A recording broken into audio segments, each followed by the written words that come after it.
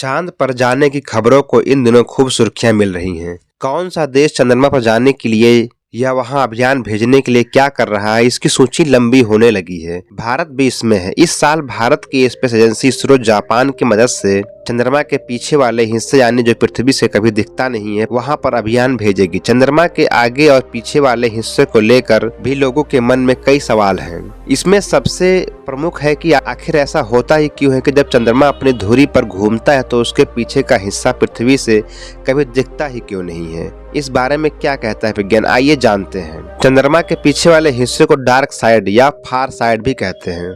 फार side यानी दूर का हिस्सा समझ में आता है, लेकिन यहाँ डार्क साइड का अर्थ है कि जो हमेशा छिपा रहता है, दिखता नहीं है। यहाँ डार्क साइड का अर्थ अंधेरे में रहने वाला हिस्सा नहीं है। हकीकत तो यह है कि इस हिस्से में भी खासे समय तक सूर्य की रोशनी पहुंचती है और उसी तरह से पहुंचती है जैसे आगे के हिस्से में पहुंचती है, लेकिन यह दिखता क्यों नहीं है। चांद के इस हिस्से के पृथ्वी से दिखाई न देने की वजह चंद्रमा के अपनी धुरी पर घूर्णन और पृथ्वी की परिक्रमा से जुड़ी है। दरअसल चंद्रमा पृथ्वी से ज्वारीय बल के जरिए बंधी है और यह बंधन विशेष तरह का है, यानी जितना समय चंद्रमा को खुद का एक ही चक्कर लगाने में लगता है उतने ही समय में वह अपना खुद भी एक चक्कर पूरा कर पाती है। इसी का नतीजा यह होता है कि उसका एक ही हिस्सा हमेशा पृथ्वी के सामने रहता है।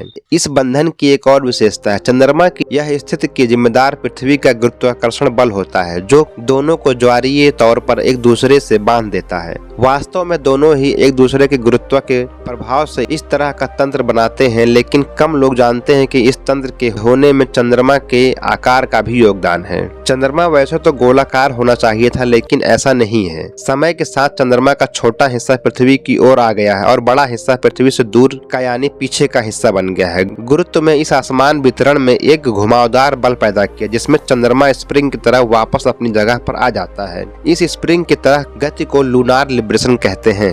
गौर करने वाली बात यह है कि चंद्रमा के दोनों ही हिस्से पूरी तरह से एक समान बिल्कुल नहीं है, क्योंकि पिछला हिस्सा ज्यादा तेजी से ठंडा हुआ और इसलिए वहां ज्यादा क्रेटर भी है। वहीं दूसरी तरफ पास के हिस्से को भी ज्यादा विकिरण मिला और इस वजह से भी वह देर से ठंडा हुआ था। लेकिन ऐसा क्यों हुआ, इसकी सटीक वजह अभी वैज्ञानिक को नहीं मिली है। चंद्रमा के पिछले हिस्से की पहली तस्वीर 1967 में सोवियत संघ के लूना अंतरिक्ष यान ने ली थी। उसके बाद कई एजेंसियों ने उसकी तस्वीरें ली, जिससे उसके बारे में काफी कुछ पता चला। इसके अलावा कुछ साल पहले ही चीन ने चंद्रमा के पिछले हिस्से पर रोवर भेजने वाला पहला देश बना। वहीं अब भारत भी जापान के सहयोग से अपना रोवर चंद्रमा के इसी हिस्से पर भेजने की तैयारी में है। इसमें कोई शक नहीं कि ज्वारीय प्रभाव सौरमंडल के ही कई ग्रहों और उनके चंद्रमाओं पर देखने को मिलता है, लेकिन इस तरह का संयोजन बेमिसाल होने के साथ हैरान करने वाला भी है। वैज्ञानिक इस बात का भी अध्ययन कर रहे हैं कि आखिर ऐसी परिस्थितियां पृथ्वी के साथ इतनी विशेष क्यों हैं, या अन्य ग्रह या बाह्य ग्रहों में भी होकर सामान्य क्यों नहीं है। फिर भी यह साफ है कि चंद्रमा की यह स्थिति वैज्ञानिकों के लिए कई अध्ययन के अवसर भी दे रही है।